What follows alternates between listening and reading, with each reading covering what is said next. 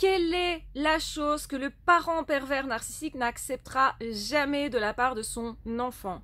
Eh bien, la vulnérabilité. Cet enfant ne peut pas être vulnérable, or par définition, un enfant est vulnérable, ne sait pas faire, n'est pas capable, est fragile, etc. Et donc doit apprendre. Sauf que en réalité, justement, le parent voudrait que cet enfant soit directement adulte, soit justement en train de maîtriser ses émotions, voire justement de les brimer.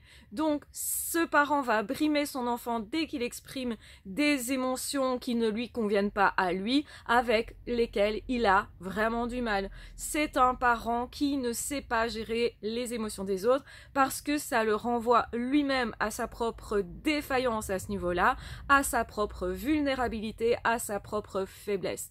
Donc c'est un parent qui n'est pas mature, un parent qui recherche la fusion, qui ne considère pas que l'autre peut être autre, peut être autonome, peut avoir une identité propre et faire ses propres choix. C'est un parent qui va brimer dès que l'enfant cherche de l'autonomie, dès que l'enfant manifeste un inconfort par des émotions, dès que l'enfant justement dit son avis, donne son avis, dit quelque chose ou même se manifeste dans l'environnement. On peut voir par exemple des enfants de pervers narcissiques être hyper taiseux, hyper discrets, parce que justement ils ont appris à ne pas ennuyer, à s'effacer et à ne pas exprimer leurs émotions.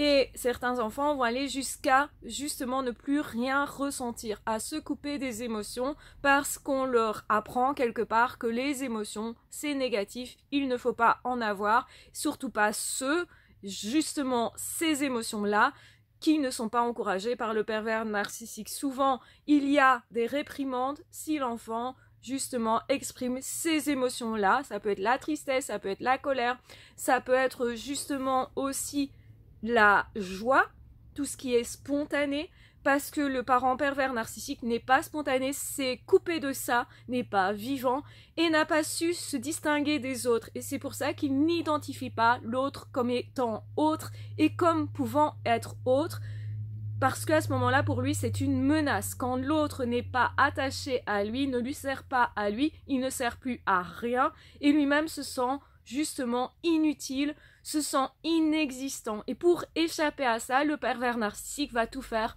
pour harponner les autres, pour les lier à lui-même, pour leur faire croire justement qu'il leur est nécessaire et qu'il ne veut pas être tout seul.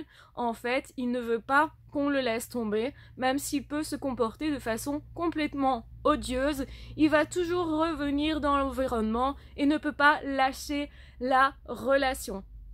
Évidemment, c'est pas une vraie relation parce que dans une relation, il y a deux personnes, deux individus distincts. Le pervers narcissique ne peut pas imaginer que l'autre est distinct de lui-même et donc du coup, c'est pour ça qu'il est à ce point envahissant, à ce point aussi jugeant, à ce point imposant, donc il impose ses règles et effectivement, tout ça n'est pas du tout le signe de quelque chose de sain, mais plutôt le signe de quelque chose d'hyper toxique, bien entendu.